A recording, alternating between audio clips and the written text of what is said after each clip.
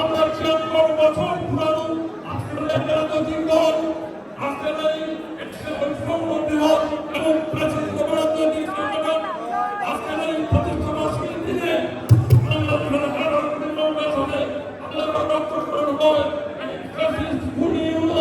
বাংলাদেশের সকল কার্যক্রম বন্ধ করে দিয়েছে। আমরা করতে বলতে চাই আওয়ামী লীগ মৃত্যুর মিথ্যাচারের কোনো জায়গা নয়। আওয়ামী লীগ সৃষ্টি নিশান নয়। আওয়ামী লীগ এর পরিকল্পনা আছে। আওয়ামী লীগ বক্তব্য রাখবেন আজকে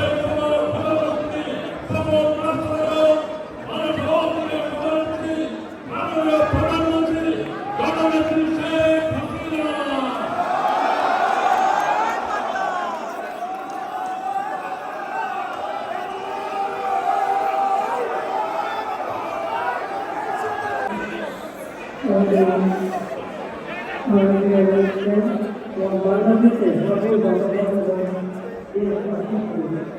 আমি আন্দোলন শুভেচ্ছা জানাই। আজকে বাংলাদেশ সমাজের প্রতিষ্ঠাবার্ষিকীতে শ্রদ্ধাভরে স্মরণ করছি সর্বকালের সর্বশ্রেষ্ঠ বাঙালি জাতির পিতা বঙ্গবন্ধু শেখ মুজিবুর রহমানকে। আমি শ্রদ্ধা জানাই আমাদের চার নেতা ৩০ লক্ষ শহীদ ২ লক্ষ মহাত্মা। প্রতিষ্ঠা বার্ষিকী 1949 সালে ঢাকা রোজ গার্ডেনে বাংলাদেশ আওয়ামী লীগ প্রতিষ্ঠা এবং জাতির পিতা বঙ্গবন্ধু শেখ মুজিবুর রহমানের প্রতি শ্রদ্ধা জানাই ও সেই সঙ্গে প্রয়াত আওয়ামী লীগের সকল নেতা কর্মীদের প্রতি আমি শ্রদ্ধা জানাচ্ছি। আজকে আমাদের দুর্ভাগ্য যে এমন একটা পরিবেশে আমরা এই প্রতিষ্ঠা বার্ষিকী পালন করছি যখন বাংলাদেশের মানুষ নির্যাতিত নিপীড়িত, বাংলাদেশের মানুষের আজকে কথা বলার অধিকার নাই।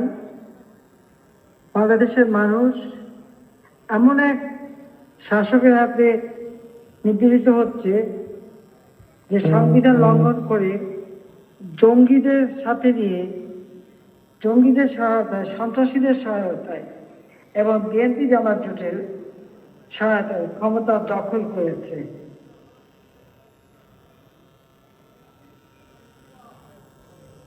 এই ডক্টর ইউনূস যিনি বাংলাদেশের মাঝে ভাগ করে ছিনিয়ে রেখেছে,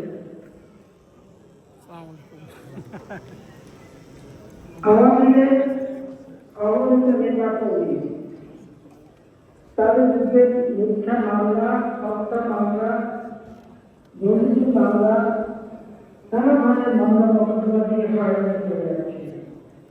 যেখানে সকল সন্ত্রাসী, জঙ্গি, দুর্নীতিবাজ এবং যারা বাংলাদেশের বিভিন্ন জঙ্গি তৎপরতা চালিয়েছে, তাদেরকে আমরা কঠোর হস্তে সন্ত্রাস এবং জঙ্গি দমন করেছিল, সমস্ত আসামিদের ছেড়ে দেয়। এমনকি বিহারে যখন 2010 সালে অভিযান ভাঙে, সেই সময় যারা বিহারে সেনা সদস্যদের হত্যা করেছিল, যাদের আমরা বিচার করেছি, তাদেরকেও মুক্তি দিয়ে দিচ্ছে। অবৈধ অস্ত্র আমদানি মানবতার শত্রু, বাংলাদেশের শত্রু, আমাদের পতাকার শত্রু, আমাদের মুক্তিযুদ্ধের শত্রু, আমাদের জাতীয় সঙ্গীতের শত্রু। তারা জাতীয় সঙ্গীতকে বাদ দিতে চেয়েছিল। আজকে যুক্তরাজ্য আওয়ামী লীগ আজকে আমাদের প্রতিষ্ঠা বার্ষিকী অনুষ্ঠানে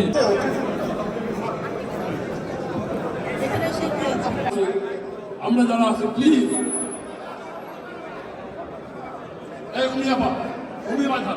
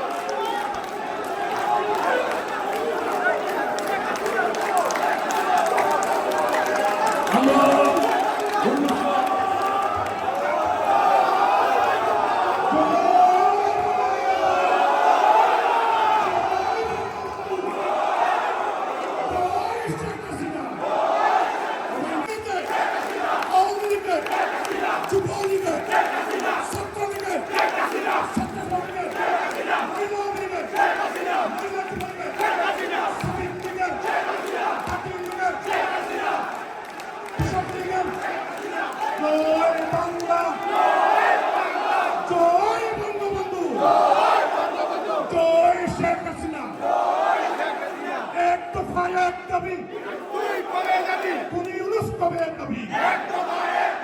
49 সাল থেকে আজ অবধি আজকের এই 2025 সাল পর্যন্ত আওয়ামী লীগের যে সমস্ত